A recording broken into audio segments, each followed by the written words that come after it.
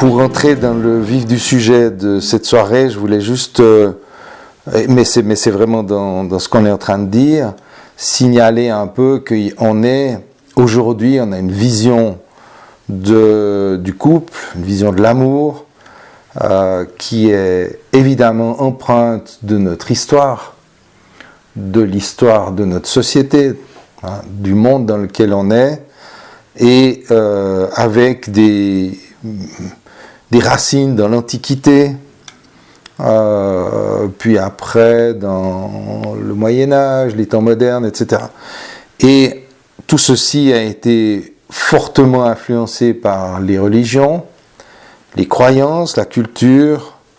Dans notre culture, on a évidemment le christianisme avec la notion de Trinité, qui sont trois masculins, hein, le Père, le Fils et le Saint-Esprit. Hein, trois masculins. Et je ne sais plus quel est le pape et en quelle année, mais c'était relativement tard, je veux dire, c'était plusieurs siècles avant, après le passage de Jésus, peut-être en 500, 600, je ne m'avancerai pas là-dessus. Donc c'est quand même ancien, mais c'est quand même bien après les débuts du christianisme, où on a eu un pape qui a eu la bonne idée d'inventer l'histoire de la Vierge Marie. Parce que l'histoire de la virginité de Marie est probablement un truc de toute pièce inventé, mais indépendamment des croyances qu'on peut avoir à ce sujet, en tout cas, ce qui était vraiment très intéressant, c'est d'apporter dans le christianisme une figure féminine, et qui est d'ailleurs antérieure à Jésus, puisque c'est sa mère. Et c'est pour ça qu'elle devait être vierge, parce que, comme Jésus c'est Dieu, une femme impure ne peut pas accoucher de Dieu, c'est pas possible. Donc il y avait déjà des notions sur la pureté ou l'impureté de la sexualité, et il fallait que Jésus arrive pur, et non pas le fruit d'une sexualité. À part ça, c'est pas du tout original, puisque on retrouve ça dans l'histoire de Siddhartha, donc du Bouddha, on retrouve ça dans le Talmud, on retrouve ça à différents endroits dans le Coran aussi. Je crois qu'on a un peu la même histoire, on retrouve ça chez les Amérindiens. Enfin bref, avec les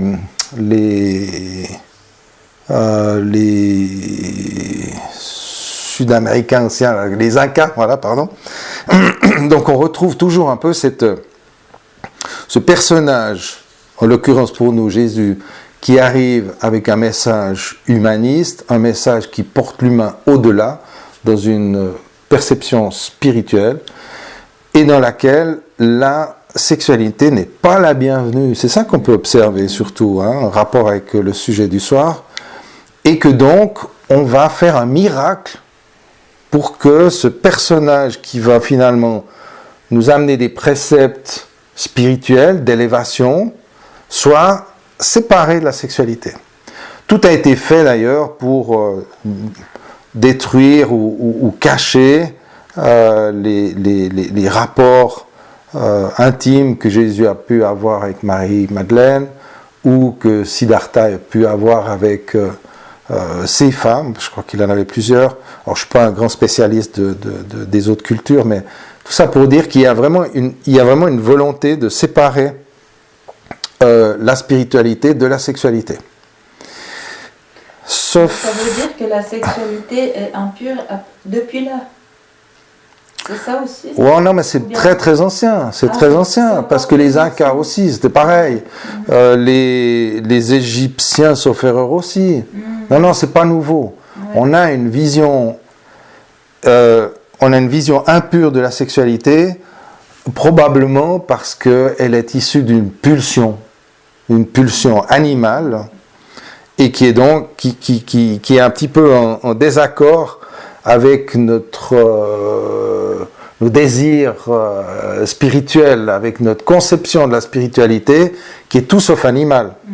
Et donc on peut imaginer, ou on peut se faire une petite réflexion en disant quelque part on a l'animal, chien, chat, veau, vache, cochon, couvé, comme on disait, et d'un côté, puis de l'autre côté, le monde angélique, le monde voilà, spirituel. Et quelque part, moi, il m'est toujours apparu que l'être humain était justement un peu le pont entre les deux. C'est celui qui réunit les deux. Hein, il est à la fois animal et à la fois ange, enfin spirituel. Et c'est probablement toute la difficulté de notre conscience humaine, c'est que on a ces deux pôles en nous qui sont tous les deux importants.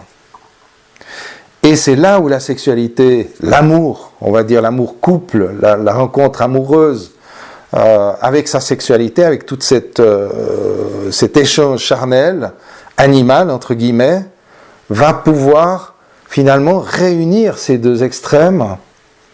Ou pas, hein, bien sûr, on peut aussi baiser comme des chiens, et puis c'est aussi sympa, mais il n'y a pas le côté spirituel, ou alors on peut être spirituel, et puis il y a des voies d'ailleurs comme ça, depuis une dizaine ou une vingtaine d'années, il y a la voie du slow sex, il y a la voie du Tao, il y a des voies comme ça spirituelles, à mon sens assez casse-pieds, parce qu'elles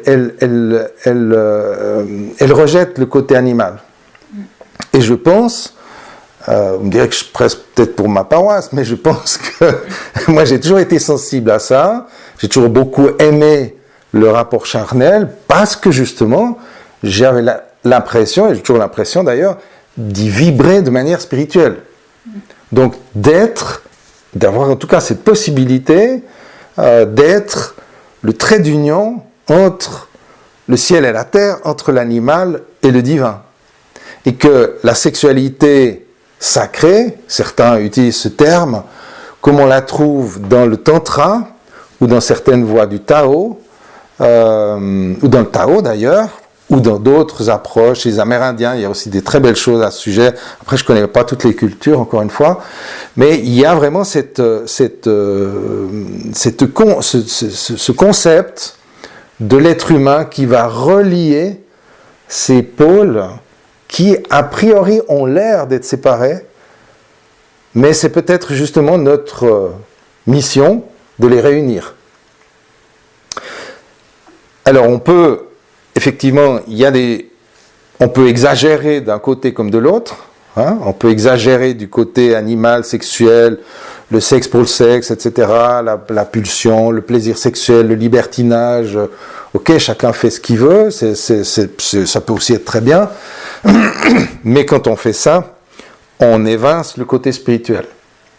Et il y a d'autres gens, à contrario, qui sont un peu perchés, on va dire, je dis ça gentiment, j'ai rien contre, mais qui sont un petit peu axés sur le côté sexuel, sur le côté spirituel, et qui oublient ou évincent la sexualité. Et cette sexualité, elle est justement un peu ambivalente par rapport à notre spiritualité, et je pense que c'est ça qui en a fait une sorte de danger pour le monde chrétien, pour les bien-pensants, pour les pouvoirs en place pendant en tout cas tout le Moyen-Âge, jusqu'au temps moderne, où la sexualité, la spiritualité, la religion plutôt, on va dire, était là pour maintenir le pouvoir. Hein, donc ça c'est très clair. Hein. Donc il y a pas mal de choses qui sont complémentaires dans tout cet aspect historique qui fait que, si on veut résumer, il y avait un élan pulsionnel sexuel d'un côté, un appel spirituel qui a toujours existé, et puis il y avait une religion qui essayait de cadrer les choses et de profiter de ce contraste, de ce paradoxe, pour mieux manipuler les foules, en fait. On va dire ça comme ça. Hein. Je vais prendre le problème un petit peu d'un autre côté pour compléter cette explication. Je pense que la sexualité est à la fois ce qui nous à la fois le plus grand danger pour nous de nous perdre spirituellement, et en même temps, c'est ce qui nous sauve. C'est ce qui va tout le temps nous ramener vers un désir de fusion. On est dans une société qui est fondée sur la famille, et le ciment de ça, de ce phénomène, c'est l'héritage. Hein. Donc tant qu'on va hériter de nos parents, on pourra jamais atteindre une liberté, une égalité dans la société, c'est impossible, parce qu'il y a des gens qui naissent riches et il y a des gens qui naissent pauvres. C'est-à-dire qu'il y a des gens qui ont besoin de se battre, qui ont besoin de travailler, etc. pour survivre, puis il y a d'autres non. Et donc cette notion d'héritage vient, si on veut, cristalliser, bétonner la famille qui est la base de la société, de notre société en tout cas, mais presque de toute société. La société est donc posée sur la famille est posée sur le couple, et le couple est posé sur la sexualité. Ça fait une espèce de pyramide inversée, avec un point central qui est la sexualité. Et c'est pour ça que c'est à la fois la question la plus délicate et la plus importante. Parce que si on avait une sexualité épanouie, heureuse, dans laquelle on est bien, vraiment, équilibré, eh bien, on n'aurait pratiquement pas de conflit de couple, donc on aurait beaucoup moins ou pas de conflit de famille, et donc la société dans son ensemble irait mieux. Il est beaucoup plus facile de diriger un peuple frustré, craintif, qu'un peuple libre. C'est une évidence. Et donc la sexualité participe à cette frustration.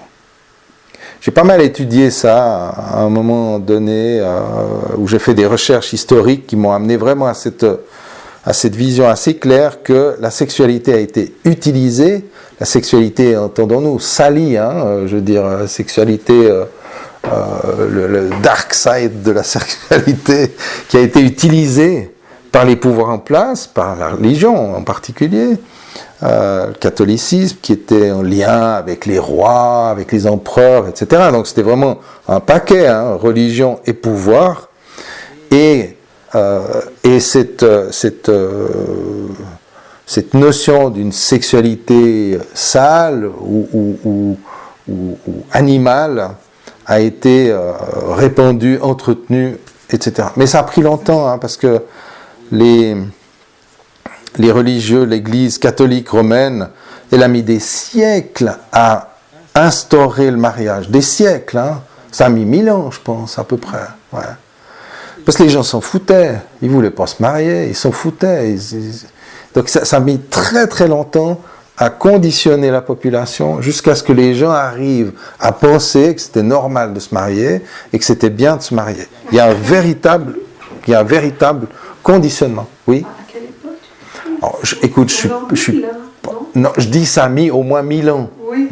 Oui. À partir de ouais, mais même. Christ, oui, je dirais même un peu plus tard, parce que en fait, c'est en l'an 300, sauf erreur, autour de l'an 300, que l'empereur, comment il s'appelait, Constantin, s'est fait catholique pour en fait récupérer son peuple, parce qu'il avait son peuple romain, il devenait de plus en plus catholique, il se convertissait, puis il était en train de perdre son peuple.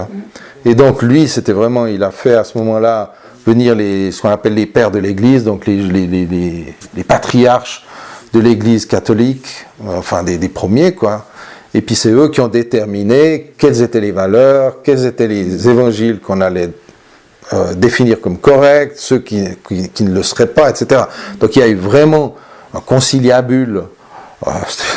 peut-être les prémices de l'état profond, ça, tu vois ce que je veux dire.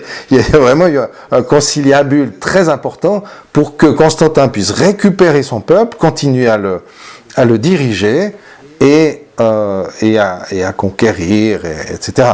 Donc, un peuple, pour qu'il aille se battre, il faut soit qu'il ait faim, soit qu'il ait une croyance super installée pour se mobiliser. Sinon, mais les gens, ils s'en foutent. Ils ont juste envie. Les gens se rencontraient, ils avaient leur pulsion, ils faisaient l'amour, plus ou moins bestial, on ne sait pas. Ils avaient des enfants, ils les assumaient, c'est tout. Et nombre de familles étaient composées d'un vieux monsieur qui épousait une jeune dame, puis qui prenait tous ses enfants avec. Puis c'était un espèce de patriarche, puis en contrepartie, il avait des petites faveurs, et puis voilà, puis ça se passait bien. Les gens ne se prenaient pas la tête avec ça. Pendant très très longtemps, les gens ne se prenaient pas la tête. Le mot amour, il a été inventé très tardivement, je pense vers le XVIIe siècle. Alors je mets des guillemets parce que les dates, c'est pas toujours facile à se retenir. 16e, 17e. Avant ça, il y avait l'amour courtois. C'est les premières expressions de l'amour. L'amour courtois, qui était un amour des chevaliers pour sa dame. Il n'y avait pas de sexualité. C'est un amour asexué. C'est un amour de don de soi, où vraiment on avait... d'ailleurs, la dame, comme on l'appelait, elle avait plusieurs chevaliers. Donc elle était aimée par plusieurs. Hein. Mais c'était pas consommé, du moins pas, en tout cas, publiquement, officiellement. Donc il y a eu des étapes, il y a eu toutes ces... Je pense que c'est intéressant de se rappeler que l'amour tel qu'on le connaît aujourd'hui, la notion qu'on a du couple, de la sexualité, elle est issue de toute cette histoire et elle est fortement conditionnée par ceux qui nous dirigent et qui ont intérêt à ce qu'on reste frustré parce que comme ça on mange plus de chips devant la télé. C'est tout. C'est commercial et à la fois c'est à la fois du commerce et du pouvoir. Hein. Et c'est intéressant d'avoir cette notion. Alors on peut dire c'est un peu triste. Évidemment, on peut regretter que ce soit comme ça. Mais je pense que c'est important de le savoir pour pouvoir s'en détacher, pour pouvoir prendre de la distance par rapport à ça et récupérer son droit à avoir un amour, une sexualité qui nous convienne. Et donc ça, c'est vraiment toute une question de liberté. Quand on parle de liberté, ça évoque un peu la liberté sexuelle, et je rappelle que la liberté sexuelle, c'est vraiment pas vieux. C'était dans les années 70, en 1970. Hein. Alors ça commençait un petit peu avant, mais c'était vraiment des prémices dans les années 50, les premières femmes écrivains qui ont commencé à revendiquer un peu un droit, mais ça s'est fait très gentiment. Puis dans les années 70, il y a eu ce grand mouvement de libération féminine, qu'on peut mettre quand même des guillemets, parce que il y a eu un élan, bien sûr. Maintenant, est-ce que les femmes sont vraiment libres ? Je dirais pas plus que les hommes. Les hommes pensaient être libres parce qu'ils avaient le pouvoir, et les femmes pensaient être soumises parce qu'elles obéissaient. Mais la liberté, c'est intérieur. C'est pas une question c'est pas qu'une question de position sociale. Et donc, il y a quand même eu des choses qui ont été super. Puis ça a été amené par deux éléments très importants. D'une part, la contraception. Hein. L'arrivée de la contraception a permis de vivre ça d'une manière plus facile. Et l'arrivée de l'avortement. Ouais. Le droit à l'avortement. Alors, ça dépendait des pays. Il y en a qui étaient un peu avant les autres. Mais enfin, c'est ce grand mouvement qu'on a appelé la libération sexuelle, c'était la libération de la femme au niveau sexuel. Hein. Et donc la femme qui a commencé à revendiquer son plaisir.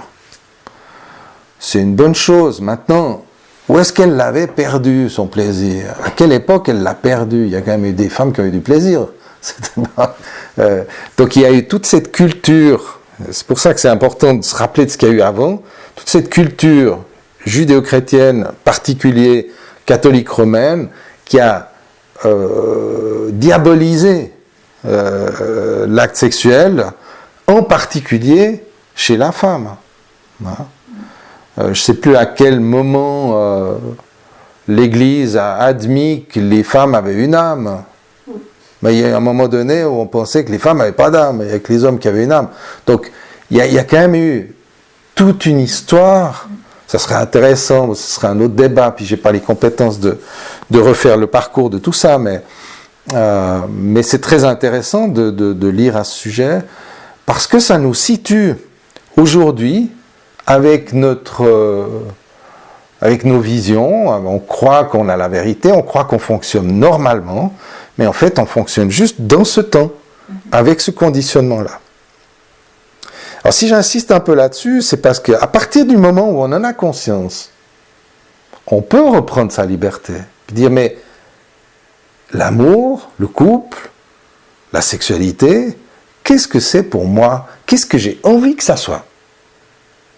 Et c'est là où ça devient intéressant et où l'hypnose apporte aussi quelque chose, puisque l'hypnose c'est un outil génial pour, on va dire, pour casser les croyances limitantes. Évidemment, on ne va pas casser les croyances qui sont utiles, on ne va pas casser une croyance qui est chouette, hein.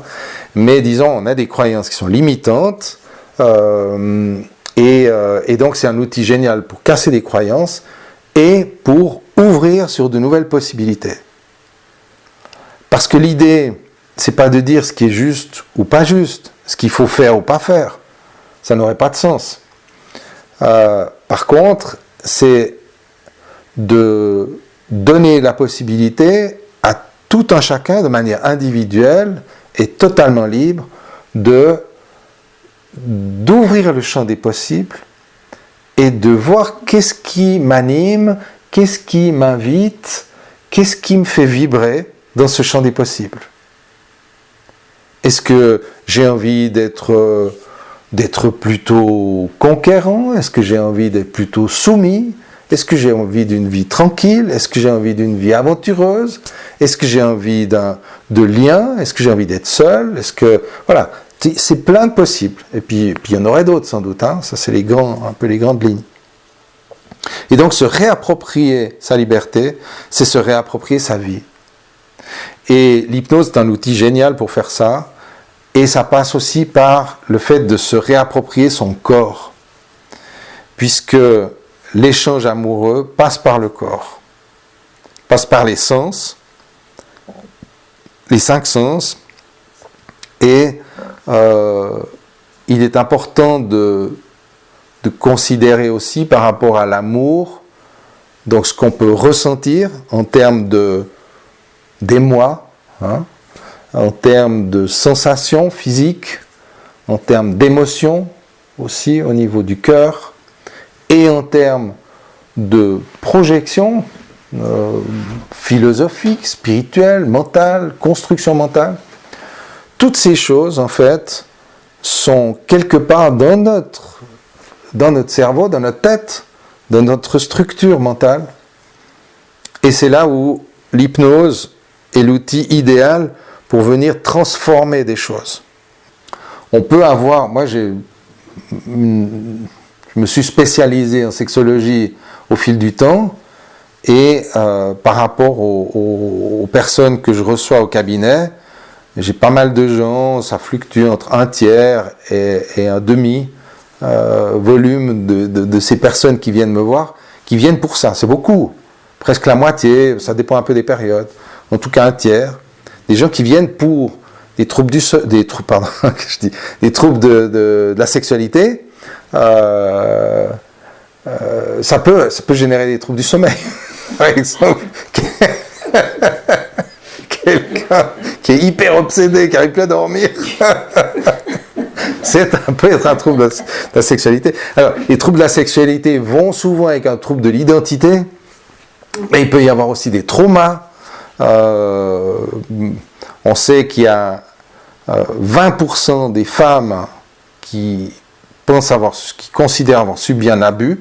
Alors c'est pas 20% des femmes qui ont été violées, mais c'est 20% des femmes qui considèrent avoir été abusées d'une manière ou d'une autre. quelle est la quantité de femmes véritablement violées? Je ne sais pas, ça dépend de ce qu'on appelle un viol. Est-ce que c'est attaqué dans la rue, ou est-ce que c'est abusé par un grand-père, ou même par son mari? Il y a quand même beaucoup, malheureusement. Après, on a beaucoup de peine à estimer le nombre de garçons qui ont été abusés, parce qu'ils gardent ça beaucoup plus secret, mais on pense qu'il y en a aussi, probablement un petit peu moins, mais beaucoup aussi. Donc on a... Par leur mère aussi. Par leur mère, par une tante, par le père, par l'oncle, par le grand frère, le cousin. Il y a vraiment tout ça existe. Et tout ça existe d'autant plus qu'il y a que la société entretient cette image un peu sale de la sexualité. Et donc, le fait qu'on entretienne cette image négative de la sexualité va produire plus facilement des personnes qui sont perturbées à ce sujet et qui vont potentiellement devenir des abuseurs. Si on était plus cool avec ça, il y aurait moins d'abuseurs. Les abuseurs sont des perturbés, ce sont d'ailleurs généralement des abusés qui deviennent abuseurs à leur tour. Et donc, évidemment qu'on peut être très fâché, il peut y avoir de la colère contre les personnes qui abusent ou qui violent, mais si on reçoit un violeur, on voit toute sa structure, comment il s'est construit de cette manière-là. Les gens qui sont vraiment mauvais sont extrêmement rares, extrêmement rares. Mais Philippe, oui. Des fois, dans une fratrie, moi je connais quelqu'un, une petite fille qui s'est fait violer par ses frères. Oui. Qui était jeune ado, qui avait 13 ans, et elle était toute petite. Ouais. Ça, c'est horrible. Et cette pauvre fille, elle est complètement perdue. Elle est complètement perdue. Maintenant, elle a 23 ans, elle a cassé. Ouais, c'est terrible. Ça a duré longtemps. C'est terrible. Parce qu'il y a tout un lien de confiance, il y a plein de choses qui sont cassées. Des frères. Au niveau de la construction, qu'est-ce qui s'est passé? Ils sont tout jeunes, hein. C'est pas des... Oui, mais après, il y a des modèles. Les parents, ils sont absolument géniaux, gentils. Écoute, il faudrait creuser, mais après, des modèles, c'est pas forcément les parents. Ça peut être un copain, du grand frère, qui a réussi à embrigader, puis après il y a un processus qui se met en place, un processus de loyauté entre les abuseurs. Enfin voilà, c'est très complexe, hein, mais de toute façon, personne ne va entrer là-dedans sans avoir une raison.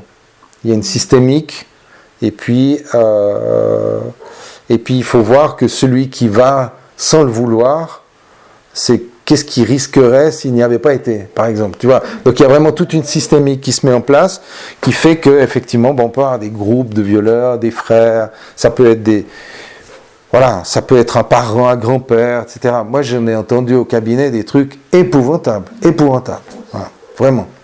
Des choses qui sont, je me dis, mais c'est pas possible, c'est juste... on se rend pas compte. Alors, c'est des vies qui sont détruites, en tout cas pour un bon moment, avec des séquelles importantes. Mais c'est bien qu'on parle de ça, parce que moi j'ai obtenu des très très bons résultats. Ça ne veut pas dire que j'ai pu, entre guillemets, sauver tout le monde, ramener tout le monde à un parfait équilibre. C'est des gens qui restent un peu blessés, hein, ils ont des cicatrices, mais elles peuvent être tout à fait refermées et puis peuvent vivre normalement. Si on arrive à reprogrammer leur structure mentale. C'est des gens qui sont obsédés par des images, par des sons, par des gestes, enfin bref. Donc comment veux-tu qu'ils rentrent dans une sexualité épanouie avec ça, hein? Mais souvent c'est même pas la demande. Quand les gens qui ont eu ça, ils ont même pas une demande de sexualité épanouie, ils ont juste une demande de vivre, de retrouver la joie de vivre, hein. C'est souvent des gens qui sont extrêmement fragiles, craintifs, ils n'ont pas confiance en eux, il y a vraiment tout un processus. Ils se sont emballés, enrobés, c'est souvent des gens qui ont beaucoup de poids, pas toujours, hein, mais ça arrive assez fréquemment, c'est une des raisons de se protéger comme ça. Enfin bref.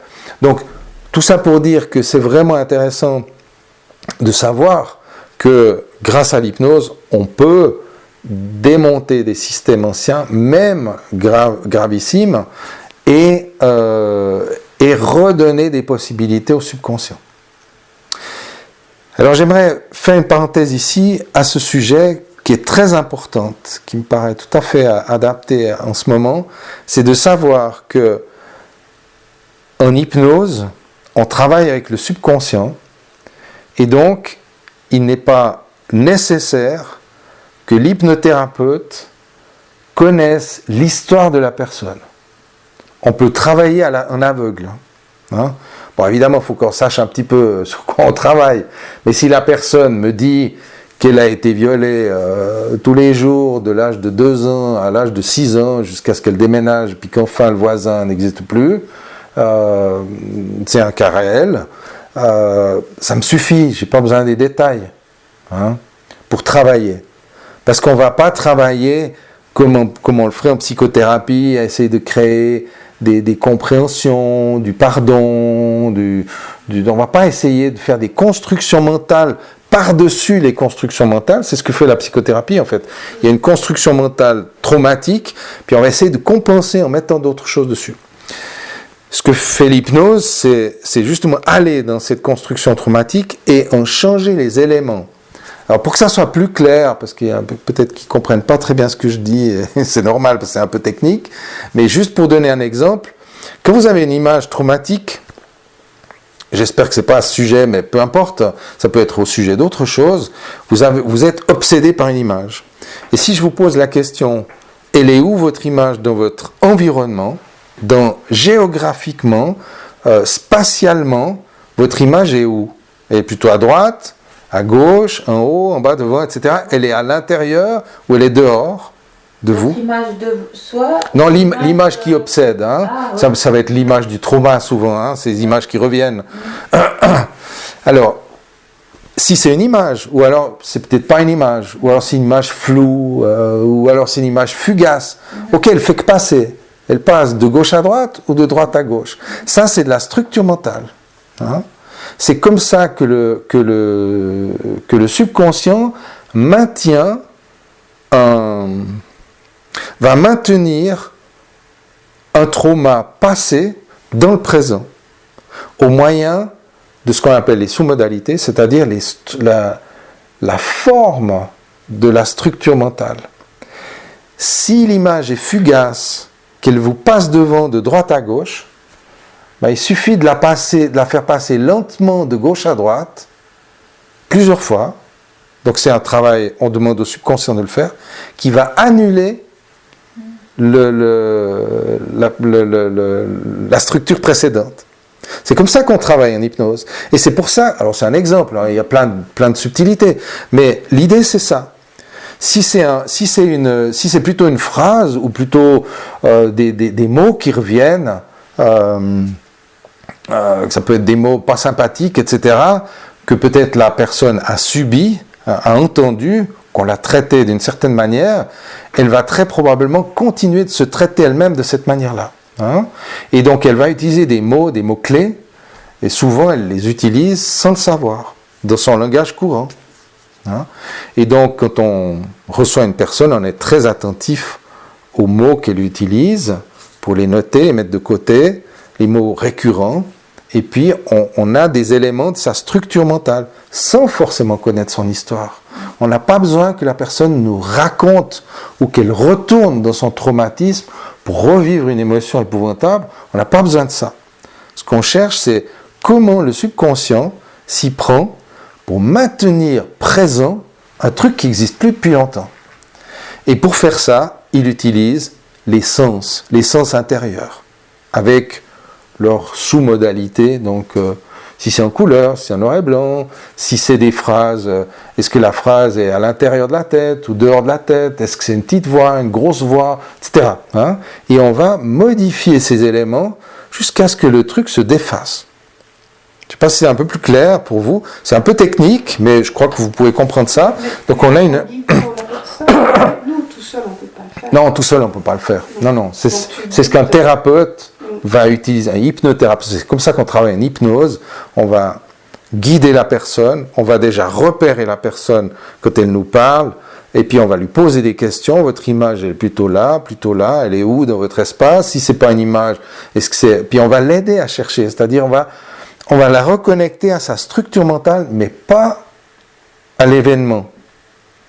Et ça, c'est déjà une première, un premier bénéfice, une première réussite pour la personne, parce qu'elle va se rendre compte qu'elle reprend du pouvoir sur ce truc qui la hante. Alors là, on parle au niveau d'un traumatisme. Hein. Heureusement, il n'y a pas que les traumatismes, mais c'est intéressant d'avoir cette, je pense, ça vous éclaire probablement sur comment on travaille. Et le gros avantage de cette manière de travailler, c'est que c'est pas du tout intrusif, parce qu'on va pas demander à la personne « racontez-moi comment votre grand-père il faisait pour... Hein ». Donc, on n'a pas besoin de raconter. La personne part pas dans son histoire. Elle la regarde un peu à distance. Donc, elle se dissocie peu à peu et de plus en plus de l'élément traumatique. Donc, elle reprend du pouvoir dessus. Et ça, c'est très, très important. Hein? Ça participe, c'est une des étapes de la défragmentation, on pourrait dire, de sa structure mentale traumatique. Et à partir du moment où ça se défragmente, on travaille toujours en parallèle. D'une part, on guérit, on soigne, on va dire. On soigne le trauma, le souvenir, on soigne le passé, on va guérir le passé. Et d'autre part, en parallèle, on va toujours ouvrir sur des nouveaux potentiels. Et ça se fait de manière un peu subtile. Au début, on va être un peu plus orienté sur guérir le passé, puis un petit peu ouvrir les possibles. Puis plus la personne se guérit, moins on va vers le passé, et plus on ouvre sur les possibles. Donc ce genre de truc, ça prend toujours plusieurs séances, hein, bien sûr. Et on avance comme ça, de manière à restructurer la personne, enfin c'est pas moi qui la restructure, mais accompagner la personne pour qu'elle se restructure, qu'elle se laisse restructurer et protéger d'une nouvelle manière par son subconscient. Voilà, on va revenir, enfin je ne suis pas contre les questions bien sûr, hein, si vous en avez, mais on va revenir un peu sur le sujet de amour, sexualité. Là on est dans la version traumatique, hein, qui est un des volets, on va dire, très importants de ce sujet. Et puis, il y a des chapitres qui sont un petit peu moins traumatiques, ou qui sont carrément moins traumatiques, mais qui peuvent rester très perturbants. C'est par exemple l'image. Il y a beaucoup d'hommes qui peuvent avoir des troubles sexuels parce qu'ils ont des doutes sur leur virilité, sur leur puissance, ou ils sont pas à l'aise avec leur puissance, ils sont pas à l'aise avec leur masculinité. Ils ont un peu de peine à se positionner, ou alors d'autres se positionnent trop. Ils répondent, ils ont pris la voix machiste, et puis ils pensent que c'est ça qu'ils doivent faire. Donc ils sont trop prégnants. Donc tout ça sont des conditionnements qui viennent de l'enfance, qui viennent d'un modèle. Quand je dis modèle, c'est pas forcément le père, hein. Mais c'est un modèle qui a marqué, ça peut être le grand frère, ça peut être l'oncle, c'est égal. Mais de toute façon, un modèle de l'environnement qui a souvent marqué l'enfant dans son jeune âge. Et puis, une fois que le système est en route, il va s'auto-alimenter. C'est-à-dire, prenons le cas d'un petit garçon qui a le modèle d'une virilité très, très machiste, comme ça, très paternaliste, très autoritaire, il va penser naturellement que c'est ça qu'il doit faire. ou alors il va prendre le contre-pied, c'est-à-dire faire l'inverse. C'est un des deux. Mais de toute façon, c'est lié à ce modèle-là. Hein? Et donc, à partir du moment où il commence à avoir une croyance, je dois être comme si, ou je dois absolument pas être comme lui, justement, donc être le contraire, peu importe que ce soit d'un côté ou de l'autre, l'enfant met en place une croyance qu'il va auto-alimenter en allant chercher des modèles qui confirment sa croyance. Et en faisant des expériences qui confirment sa croyance. Et c'est comme ça qu'on se fait piéger, en fait, par les croyances de notre enfance. Et je pense qu'on peut tous plus ou moins se reconnaître dans ce principe. Là, je parle d'un petit garçon et d'un modèle autoritaire, mais on pourrait prendre le cas d'une petite fille avec une mère autoritaire ou une mère soumise, peu importe. Et donc, soit la petite fille, elle va prendre comme modèle à suivre, ou elle va prendre son modèle surtout à ne pas faire. Donc, elle va faire l'inverse. Dans aucun des deux cas, c'est libre. Dans aucun des deux cas, c'est libre. C'est une réaction. Et à partir de cette réaction, l'enfant, devenant après jeune homme ou jeune fille, jeune adulte, etc., va collectionner toutes les informations, toutes les expériences qui vont confirmer cette croyance. C'est là où on se fait piéger, où on se piège nous-mêmes, mais sans le savoir. C'est pas une critique, on est tous comme ça. Et c'est intéressant de voir que quand on va explorer cet intérieur, explorer ses structures mentales, défaire ces structures mentales, tout d'un coup on se trouve avec un champ de possibilités qui est vaste et dans lequel on a le choix. Alors, est-on prêt à avoir le choix ? Ça, c'est la question subsidiaire. C'est-à-dire qu'on n'est pas forcément prêt à avoir le choix. Ça demande une maturation. Souvent, on défait des problèmes, des troubles. On reste dans les troubles sexuels ou amoureux, hein, parce que c'est plus large que la sexualité. Et on se rend compte qu'on est dans des modèles relationnels. Si on veut aller au-delà de la sexualité, dans la relation du couple, il y a des couples qui n'arrêtent pas de s'engueuler, il y a des couples qui sont tellement hyper gentils l'un avec l'autre qu'en fait ils ne sont pas libres non plus. Donc, tous ces comportements sont issus du conditionnement sur des modèles de l'enfance. Et quand on travaille, la dernière fois on a travaillé sur l'enfant intérieur, et donc aller faire aller soigner cet enfant intérieur, aller ouvrir sur d'autres possibilités, permet de rattraper, entre guillemets, certaines expériences et de remettre le système à plat pour pouvoir faire des vrais choix face à un éventail de possibles qui est très vaste. On a le rapport au corps, le rapport au cœur, aux émotions, et le rapport à la spiritualité, on pourrait dire, au mental, on peut l'appeler comme on veut, mais disons à une forme d'intellect qui essaie de mettre des mots sur quelque chose de plus grand que nous, là où le mental rejoint un peu des fois le spirituel, on ne sait pas trop où on est, mais disons qu'on peut dire qu'on a ces trois volets de l'identité aussi, dont j'ai plusieurs fois parlé, le corps, le cœur, enfin les émotions, et le mental. Ça, c'est l'identité. Puis après, on a le spirituel qui est beaucoup plus vaste que ça, qui englobe et pénètre tout ça. Enfin, c'est une vision. Mais le couple, avec toute sa relation, tout son cœur, tout son corps, tous ces échanges, relève en fait le défi d'équilibrer toutes ces choses. Et c'est pour ça que le couple est important. C'est pour ça qu'on ne démord pas, en fait. Il y a des couples dans toutes les cultures, de tout temps, les gens se sont mis en couple. Alors, certes, il y a bien la pulsion sexuelle qui fait qu'on a envie de sexualité, qu'on a un peu ces hormones qui nous poussent à nous reproduire. Quoique maintenant, il faudrait peut-être qu'on se calme un peu, parce qu'on est beaucoup sur la planète. Mais certes, il y a ça, Mais il n'y a pas que ça, il y a quand même l'idée du lien, de ne pas être seul, l'idée de complémentarité aussi. Bon, on va y venir un peu plus loin, la complémentarité.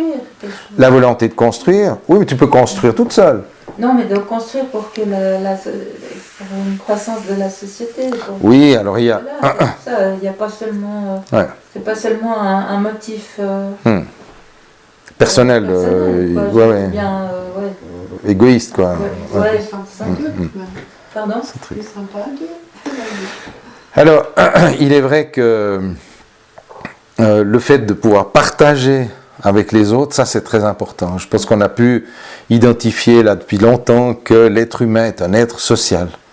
Il n'est pas fait pour être seul. Hein. Même s'il y a peut-être des exceptions, parce qu'il y a des ermites qui vivent dans des grottes au Tibet, mais ils ne sont pas seuls.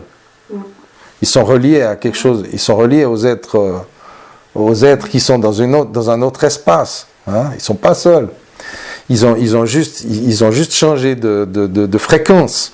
Je pense qu'on peut être assez d'accord sur le fait qu'on a besoin d'échanges. Alors moi j'ai un peu une autre théorie aussi, enfin une théorie complémentaire que je vous propose par rapport à l'importance du couple. Je pense, et de la sexualité, donc du couple amoureux. Hein. Qu'est-ce qui fait que c'est si important d'être en couple amoureux et d'avoir des échanges? Alors bien sûr il y a la sexualité, bien sûr c'est sympa de construire, d'avoir des projets à deux, c'est sympa de partager des choses, etc. Mais surtout, dans la sexualité, il y a une notion de fusion, de véritable fusion, dans le sens où, enfin je sais pas vous, mais moi, je pense pas mal de monde, quand on fait l'amour, quand on se laisse emporter dans l'acte amoureux, dans l'intimité amoureuse, dans la sexualité, il y a des moments, peut-être nombreux ou moins, mais peu importe, des moments où on perd la notion de sa propre identité. C'est-à-dire qu'on cesse d'être une identité. Il y a un moment donné où on perd la conscience que si on est dans un lit ou pas, ou que, je veux dire, ça n'a plus d'importance. On est dans un plaisir charnel, certes, mais qui fait vibrer des éléments de notre être, de notre aura, de nos corps éthériques, ou je sais pas quoi, enfin nos couches, nos corps subtils. Je sais pas exactement comment ça fonctionne, mais en tout cas, on sent qu'on peut vibrer d'une autre manière, et je pense que la sexualité apporte ça, et que on va donc pendant un moment oublier qui on est. On va oublier son ego. Et c'est ça qui est tellement génial dans l'acte amoureux, pour autant en tout cas qu'on s'aime, encore une fois, parce que si on baise la voisine pour son ego, on n'atteint pas ça, mais dès le moment qu'on est dans un couple qui s'aime et qui partage la sexualité, on atteint ça. Donc on oublie son ego. Et donc quelque part, je dirais que l'acte sexuel est l'acte mystique le plus répandu sur la planète. Sauf que personne ne le sait. Personne n'en est conscient. Dans ce sens-là. Mais en réalité, sans le savoir, ou très souvent sans le savoir, ou pour beaucoup de gens sans le savoir, c'est un acte mystique. C'est un acte dans lequel on se branche quelque part à un niveau au-delà de son ego. Et puis, qu'est-ce que ça fait quand on oublie son ego? C'est cool. Ben, c'est cool. Oui, parce que j'imagine. Mais c'est une expérience, c'est une expérience mystique, c'est-à-dire que ça nous relie. Alors oui, ben c'est une super question. Ça nous relie à notre propre spiritualité, et ça nous donne une expérience de fusion. C'est comme une dégustation de divinité. En fait, si ton ego disparaît, tu es Dieu. Enfin, tu es Dieu. Oui, tu es Dieu. Comme tout le monde. Dès que notre ego disparaît, on touche à la divinité. C'est-à-dire que je suis plus accroché à ce qui je suis, donc je suis complètement libre, flottant dans le temps et l'espace. D'ailleurs, quand on fait l'amour, dans de bonnes conditions, on perd la notion du temps, d'espace, voilà, on perd tout. Hein. On perd toutes ces attaches terrestres qui sont... On se retrouve. Voilà, on se retrouve à l'intérieur d'une part, et dans des bonnes conditions, on va même se dilater à l'extérieur.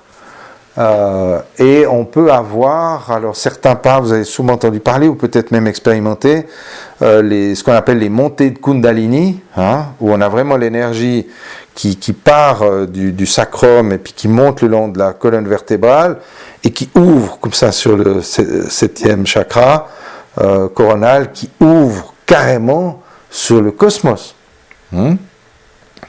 Alors, je vous avoue que je n'ai pas eu cette expérience chaque fois, hein, mais je l'ai eu quelques fois, et où vraiment, je peux témoigner que j'ai vu les étoiles. Comme quand tu tombes dans les pommes, tu as des petites... Enfin, c'était mon expérience. Peut-être à d'autres gens, ça fait d'autres effets. En tout cas, moi, ça me faisait un peu des étoiles. Tu sais, comme quand tu prends sur un coup sur la tête, ça fait des petits trucs scintillants devant les yeux. Mais il y a d'autres effets, une sensation de flotter vraiment dans l'espace et d'être en apesanteur. Il y a des sensations physiques, tu as l'impression que ton corps est beaucoup plus grand que l'habitude, et puis surtout, moi ce que ça m'a fait, sans trop entrer dans les détails, parce que c'est très intime, mais ce que ça m'a fait, c'est que ça m'a amené des compréhensions sur l'univers, sur le monde, sur ma propre vie. Donc des illuminations, on pourrait dire. Alors, on ne peut pas vivre ça avec tout le monde, on ne peut pas vivre ça chaque fois, on ne peut pas vivre ça n'importe comment, etc. Ça demande un certain contexte, ça demande de l'engagement, ça demande de mettre beaucoup de tout son cœur, toute son âme dans cet acte, et d'être avec quelqu'un qui fait de même, de sorte que cet amour, ce partage d'amour, cette fusion de deux personnes qui s'aiment, permet d'atteindre ça. Et même si on l'atteint rarement, c'est pas grave. Le fait de l'avoir fait qu'une fois ou deux, c'est déjà génial. Donc on peut avoir, comme on pourrait avoir en méditation, des moments d'éveil, des états de grâce qui nous permettent de capter au niveau cosmique, de capter des informations qui sont bonnes pour soi.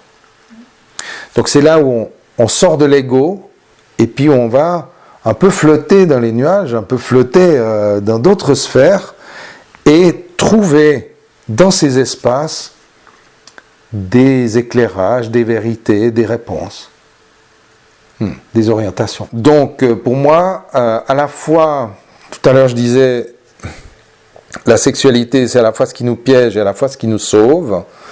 C'est un peu ça que j'avais en tête aussi, c'est que d'une part, ça a ce côté où ça vient nous perturber sans cesse, parce qu'on a nos croyances à ce sujet qui ont tendance à nous perturber, à nous rendre dépendants.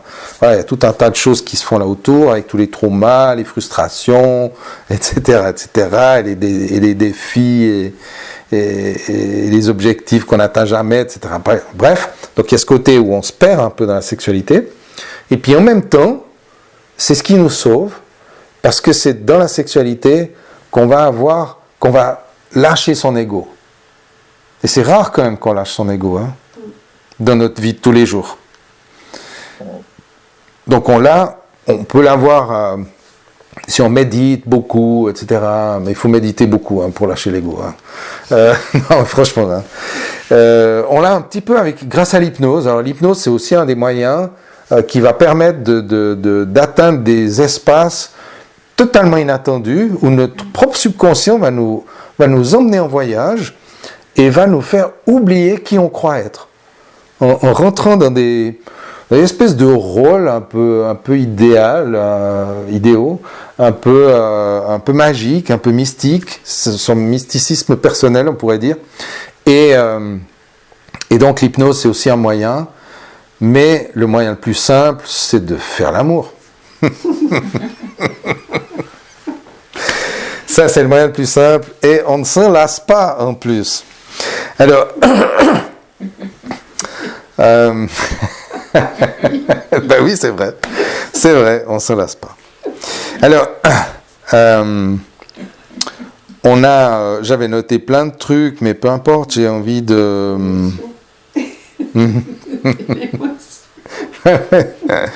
L'émotion, c'est chou, ouais. Alors, qu'est-ce que j'avais noté sur mon papier? Je vais juste regarder un peu, et si vous avez des questions, évidemment, je suis parti un petit peu dans tous les sens. Ah oui, il y a un truc sur lequel j'avais envie de dire quelques mots, et ça me fait rebondir sur ce que tu disais tout à l'heure, Mireille, la notion de complémentarité. Hein? On se met en couple pour être complémentaire, c'est-à-dire qu'il y a l'énergie masculine, l'énergie féminine. Alors cette complémentarité, elle est très intéressante. Moi, elle m'a pris la tête quand même pendant pas mal de temps. Et puis, jusqu'à ce qu'un jour, j'ai eu une illumination et j'ai compris quelque chose que je vais vous proposer. Après, ça n'en fait pas une vérité, mais depuis que c'est là, c'est resté là, depuis pas mal d'années. J'avais l'idée aussi, comme beaucoup de gens, qu'il fallait être en couple pour être complémentaire. Que moi, j'étais un garçon, il me fallait une fille, parce que voilà, je suis masculin, il me faut le féminin, bref. Il y a cette espèce de truc comme ça. Et puis après, quand j'ai observé autour de moi et regardé un peu comment les couples fonctionnent, ben j'ai pu remarquer, et ça, dites-moi si je me trompe, mais que les couples qui restaient ensemble, en tout cas pendant une période, étaient effectivement assez équilibrés. C'est-à-dire que si l'homme était très masculin, eh ben sa compagne était très féminine. Un macho va sortir avec une petite minette qui se fait les ongles. Voilà, j'ai rien contre, hein, vous entendez bien que c'est juste pour montrer, hein, c'est le stéréotype. Et à contrario, une femme qui est un peu masculine, qui conduit les tracteurs et puis les camions, eh ben elle va plutôt être en couple avec un artiste, un sensible, un gars qui est contemplatif, etc. Hein? Parce qu'ils vont se compléter, s'équilibrer. Et puis après, ben, il y a un grand nombre de couples qui sont faits de gens qui sont moyennement... voilà. Le gars, c'est un gars, mais il n'est pas forcément très, très masculin. Il va sortir avec une femme qui n'est pas forcément très féminine. Donc ils sont tous les deux moyennement expressifs dans leur genre, et puis ils vont faire l'équilibre. Et donc ce constat est assez intéressant, parce que l'un va apporter à l'autre l'un va apporter ce que l'autre n'a pas. Alors jusque-là, tout va bien, sauf qu'on est tout le temps en train d'être dans la dépendance de ce que l'autre va m'apporter.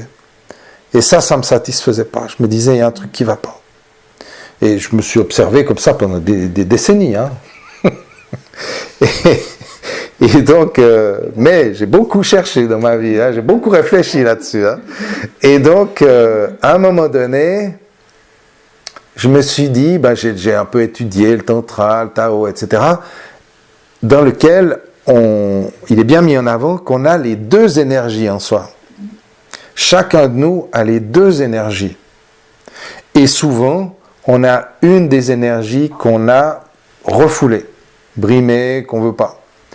Et ben pour reprendre mon stéréotype du macho et de la petite minette qui se fait les ongles, eh ben, le macho, lui, il ne veut pas de sa part féminine. Il n'en veut pas. Hein. Et la petite minette, elle ne veut pas de sa part masculine. Hein. Alors, c'est pour prendre l'exemple extrême, mais pour que vous compreniez bien. Maintenant, qu'est-ce qui se passe si je réalise l'équilibre en moi? Si je suis peut-être dans un corps d'homme, mais que j'ai les deux énergies qui sont bien équilibrées. Si je sais bien être un homme quand il s'agit de l'être, et si je sais bien utiliser mon énergie féminine quand il s'agit d'être, je ne sais pas, plus créatif, plus sensible, plus à l'écoute, etc. Hein? Donc si j'arrive à équilibrer ces deux énergies, la première chose, c'est que je vais être le premier à en profiter, c'est sûr, à en jouir, et à augmenter ma palette de compétences, en fait, hein? Donc de possibilités. Et la deuxième chose intéressante, c'est si je rencontre une femme qui a elle aussi réalisé son équilibre. Qu'est-ce qui se passe quand deux personnes, quand un homme et une femme, chacun d'entre eux équilibrés, se réunissent? Ça, c'est très intéressant, c'est très joli, parce que il y a un échange d'amour, mais il n'y a pas de dépendance. C'est ça. Il n'y a pas de dépendance. Hein? Et donc, je pense que la meilleure chose qu'on puisse faire pour soi, pour son futur, mais aussi pour son amour, qui est peut-être futur, c'est d'équilibrer ses énergies en soi. Comment? Alors, comment? Par l'hypnose. Je suis en plein. Ah oui, tu es en train de... Ah oui, ok, d'accord. Mais il y a des termes pour ça, la masculinité chez la femme et vice-versa. Ouais. Je ne sais plus comment il appelle ça. Alors, je n'ai pas lu Jung à ce sujet, on en parle beaucoup dans le Tantra. Hein.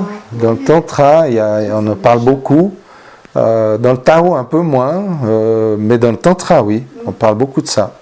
Des deux énergies à l'intérieur de soi, et qu'il est si important de d'abord rétablir l'équilibre interne, personnel. Et tout à l'heure, je disais que j'avais eu un jour un flash, et ben c'est à propos de l'histoire de Roméo et Juliette. Et Roméo et Juliette, tout le monde connaît cette histoire, qui finit d'ailleurs épouvantablement mal, parce que tous les deux meurent bêtement. Mais c'est intéressant. Disons que ce soit une métaphore. Admettons que ce soit la métaphore du côté féminin et masculin qui se trouve en moi. Mon Roméo et ma Juliette intérieure, tous les deux issus d'une famille, de chacun d'une famille qui se fait la guerre depuis toujours, on pourrait dire le contrôle du côté masculin et la sensibilité du côté féminin. Je ne suis pas sûr de prendre les bons exemples, mais en gros, les Capulet, les Montaigu, qui vont se monter, qui sont en guerre sans cesse, mais dont un des enfants, dans chaque famille, va tomber amoureux l'un de l'autre. Amour en cachette, réunion intérieure, profonde, maturation, tentative d'être ensemble. Et finalement, la mort des jeunes amants, mais qui aboutit à la réconciliation des familles. C'est intéressant, je trouve, comme métaphore de ce qui pourrait se passer en moi.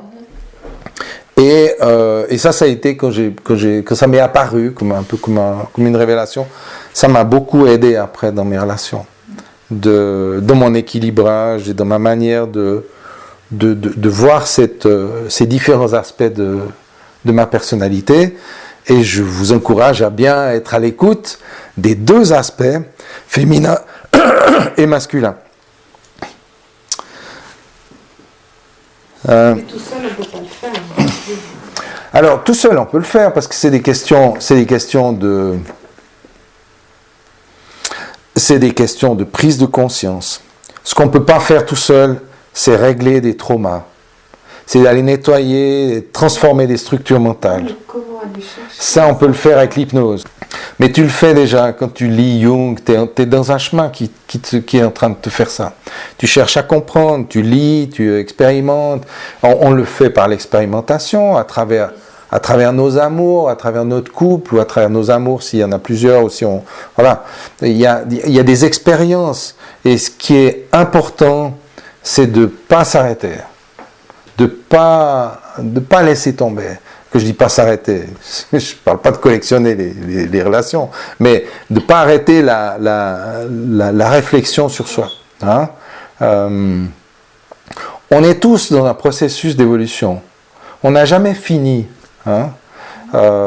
C'est quand on va très mal qu'on aimerait que ça se termine. On aimerait régler une fois pour toutes, puis aller bien, et puis qu'on n'ait plus de problème, puis que plus personne ne vienne nous embêter. On aimerait aller à la plage 365 jours par an à manger des glaces et puis on veut plus entendre parler du monde. Pourquoi on est comme ça? C'est parce qu'en fait on manque d'amour pour le monde, on manque d'amour pour la complexité du monde. On est dans un processus, on est dans un chemin. Et le chemin, des fois il monte, des fois il descend, des fois il est dangereux, des fois il tourne, des fois il y a des cailloux, enfin bref. Des fois on croit qu'il y a des cailloux, puis on a un caillou dans la chaussure. Mais on est dans un chemin.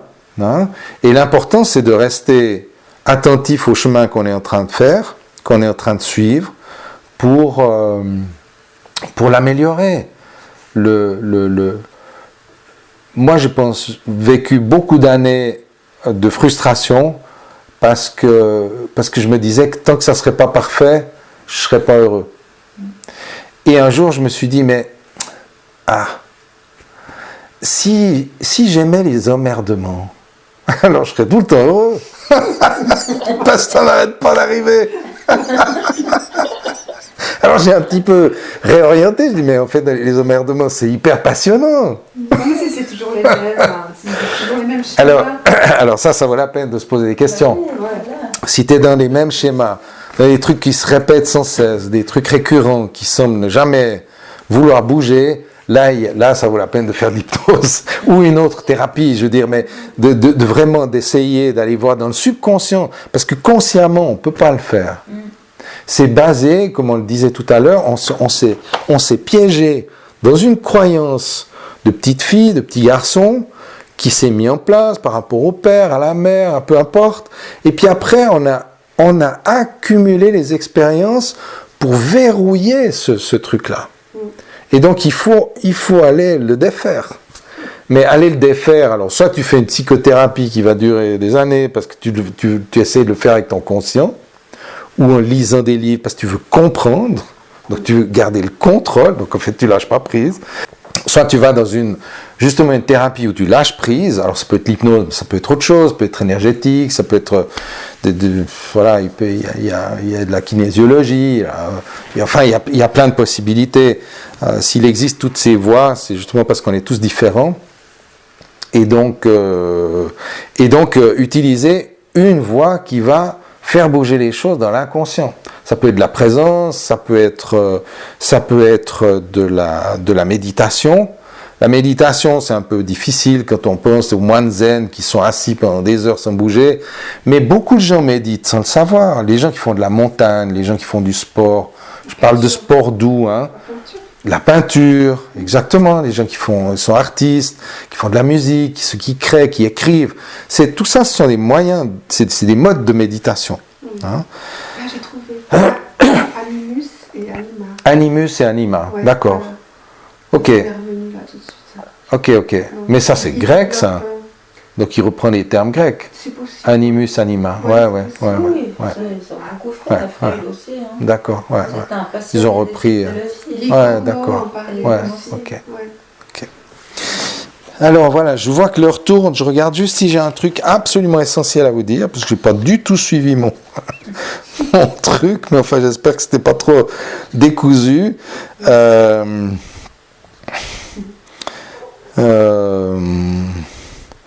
Alors, ouais, j'avais quand même envie juste d'attirer votre attention sur un truc que vous connaissez peut-être, qui est hyper important. Et ça a à voir avec les énergies, c'est que, vous l'avez peut-être remarqué, les hommes et les femmes, on est un petit peu différents.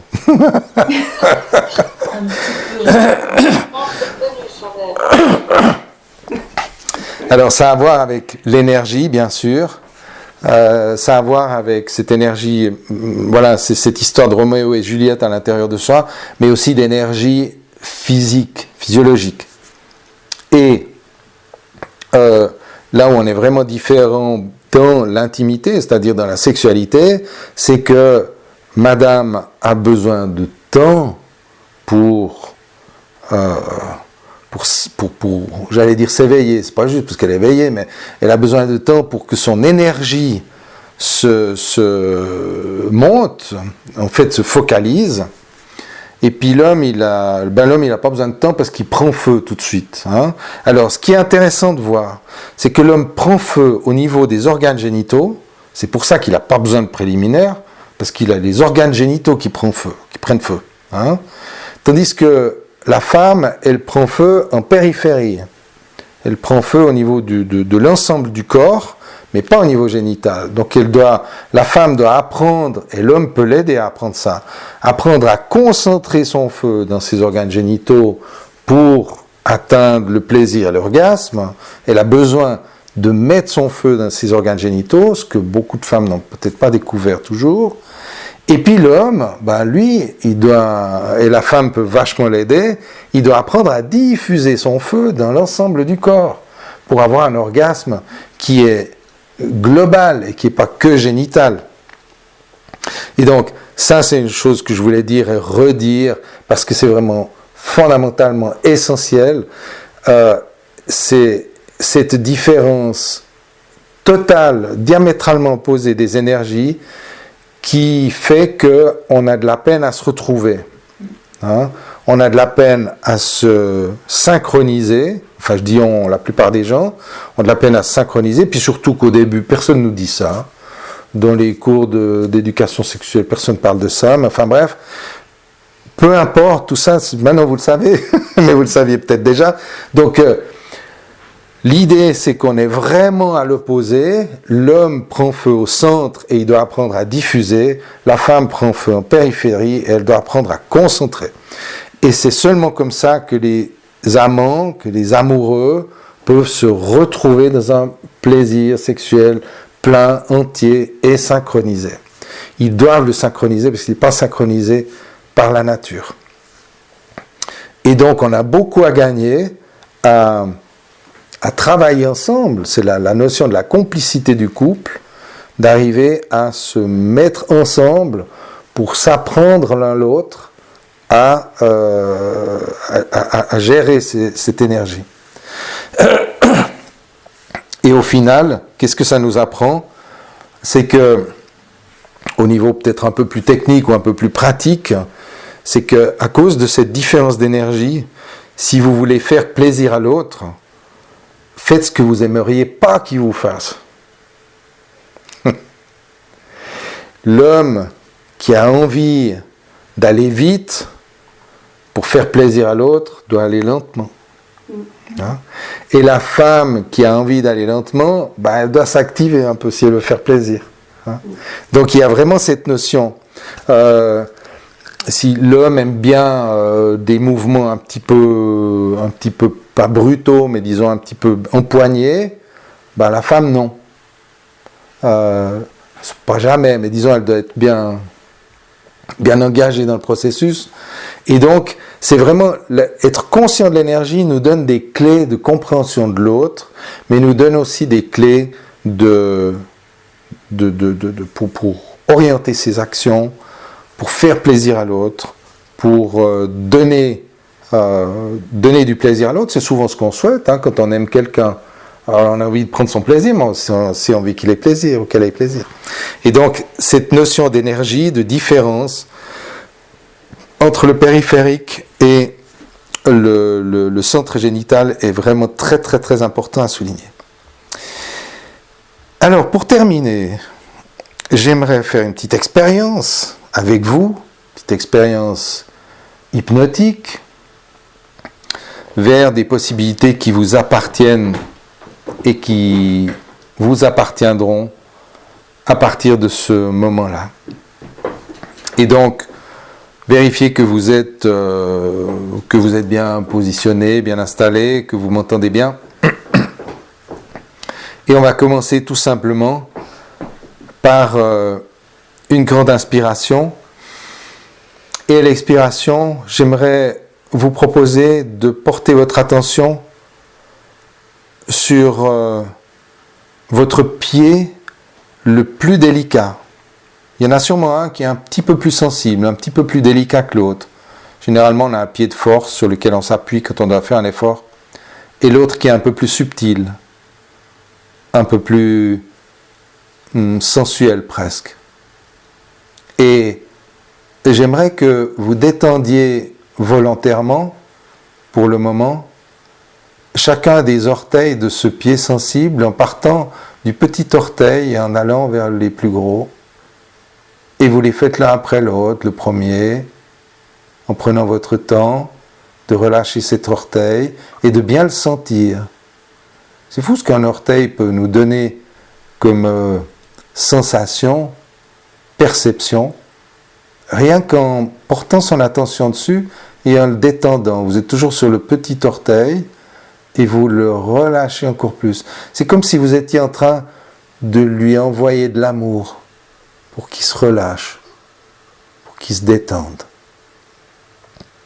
Puis vous passez à l'orteil voisin, au second, et là aussi, vous pouvez le relâcher et ressentir tout ce que vous ressentez dans ce second orteil, légèrement plus gros que le premier, qui vous donne d'autres sensations. Et en même temps que vous faites cela, je me demande si vous pouvez constater que l'ensemble de ce pied est en train de se détendre.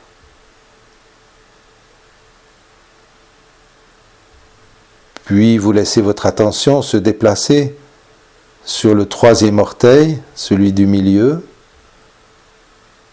et autant que vous puissiez le faire, laissez cet orteil vous transmettre ces sensations à votre conscience, en ressentir la température, la présence simplement au milieu des autres, son allongement, son confort.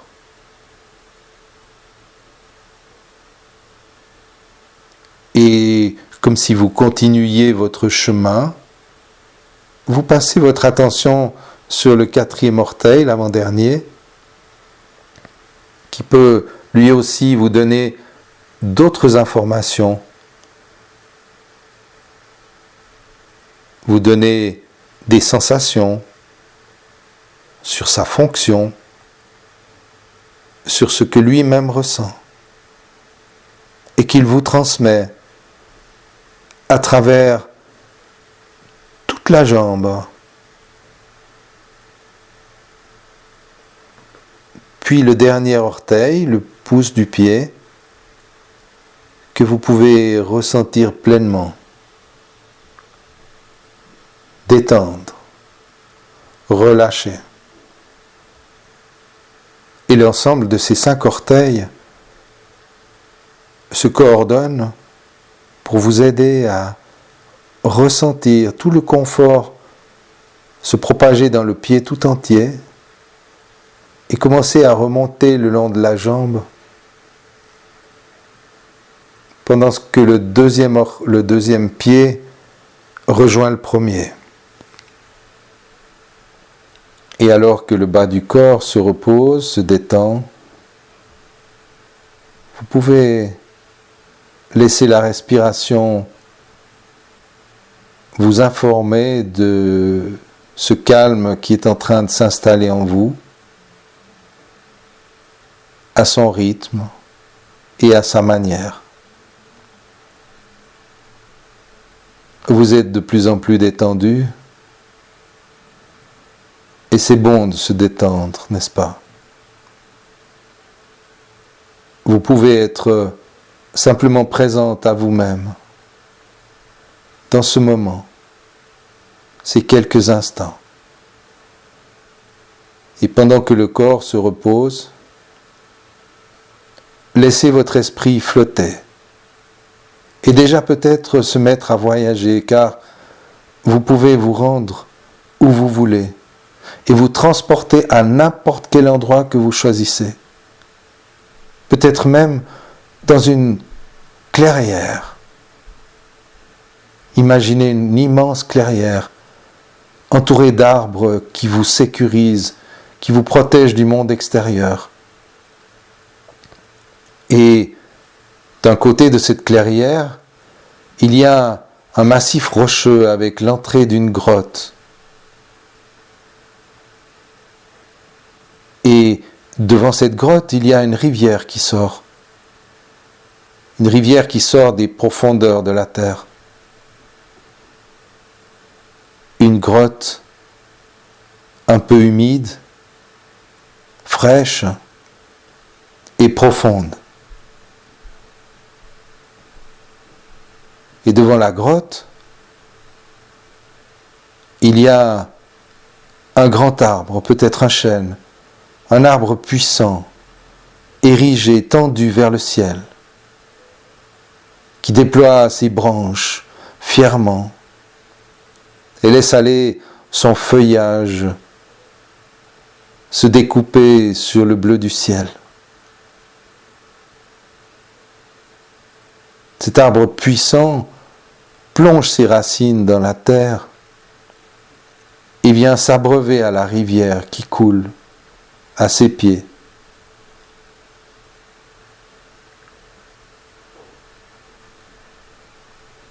Peut-être aurez-vous la curiosité de vous approcher de l'entrée de cette grotte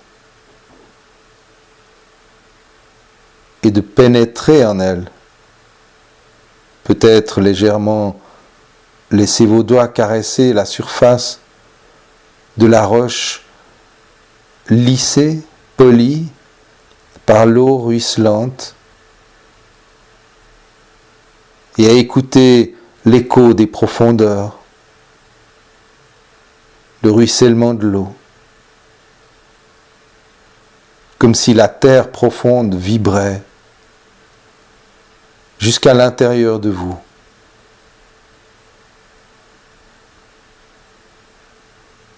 Et en même temps que vous pouvez vous promener et découvrir cette caverne curieusement lumineuse, comme reluisante, scintillante des reflets de l'extérieur qui viennent l'illuminer. Vous pouvez profiter de caresser ces parois pour en ressentir les formes. Des formes ondulantes, soyeuses, presque sensuelles, rugueuses par endroits peut-être, ou avec quelques mousses qui poussent et qui vous poussent toujours plus profondément à explorer cet intérieur, sensible, subtil et délicat. Et je me demande quelles sont les couleurs qui se déploient autour de vous, à l'intérieur de ce qui semblait sombre, tout s'illumine. Quels sont les sons qui rebondissent sur les parois et qui accompagnent cette exploration profonde, et les sensations au bout des doigts, sous les pieds ou peut-être vibrant dans tout le corps, sensation d'ouverture et d'accueil, de tout le ressenti présent en ce moment.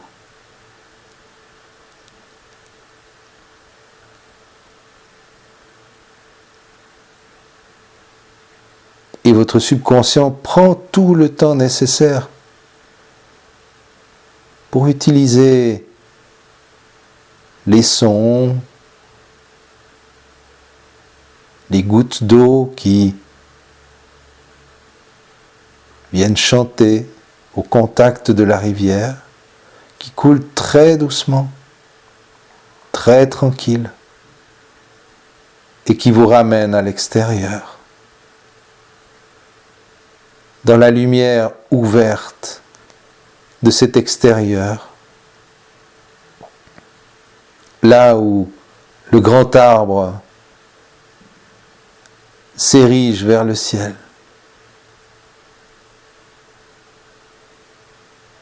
Élancé, puissant, attend.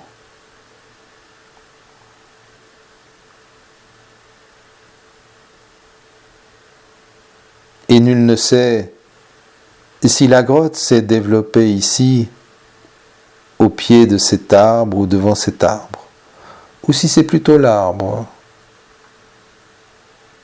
qui a poussé devant la grotte. Et une part de vous pourrait réfléchir et chercher à raisonner sur l'âge d'un arbre ou l'âge d'une grotte, pendant qu'une autre partie est en train de ressentir quelque chose de tout différent.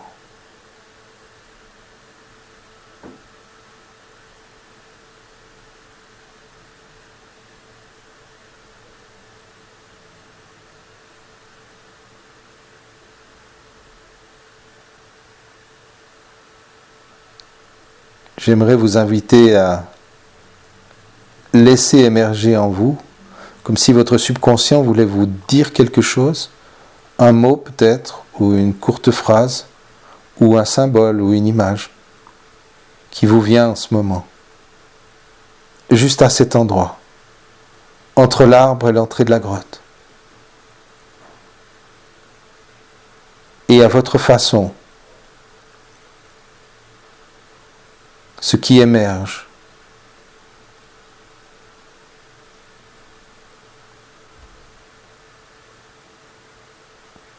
Confiez-le à la rivière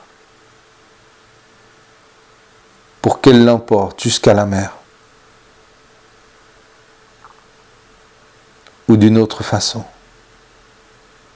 encore plus singulière, parlante et puissante. Pour vous.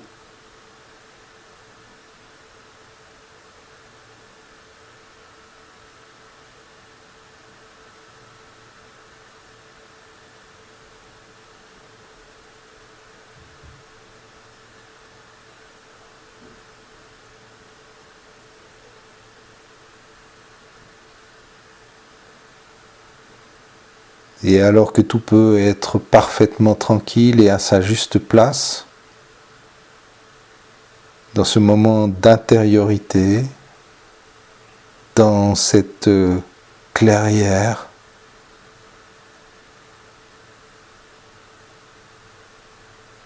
vous pouvez laisser cette clarté se porter jusqu'à demain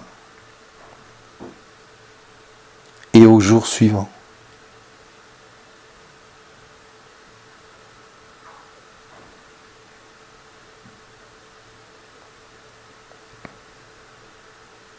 Imaginez que votre esprit prend du recul ou que votre corps s'allège tellement qu'il se met à flotter dans l'air et à monter dans le ciel, si bien que vous pouvez voir l'entrée de la grotte et le grand arbre dressé devant elle d'une toute autre façon depuis là-haut, juste à bonne hauteur, et voir une image complètement différente.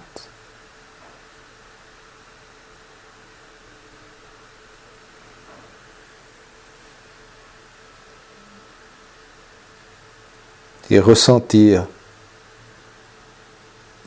tout ce que cela évoque en vous, de laisser cette image s'installer dans tout votre être.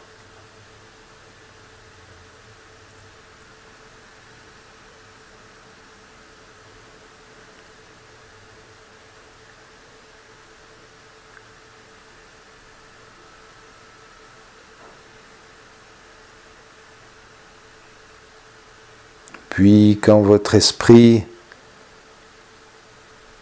est rassasié de cette expérience intérieure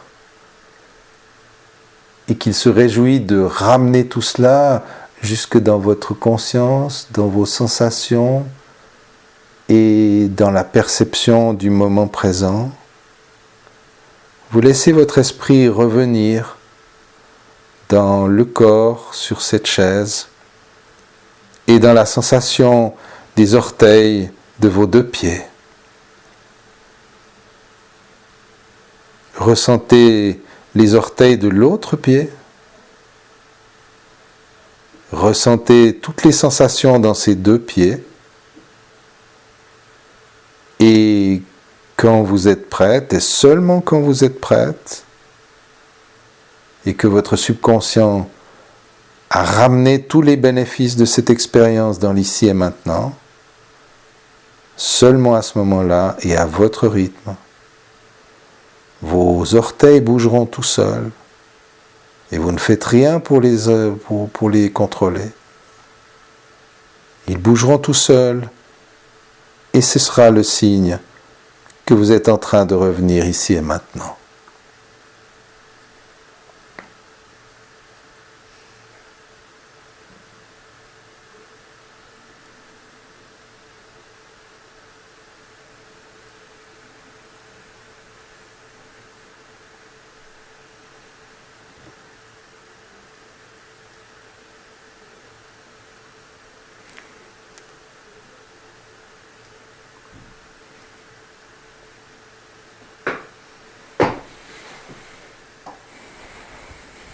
Voilà, super. Bienvenue de retour après un petit voyage d'exploration.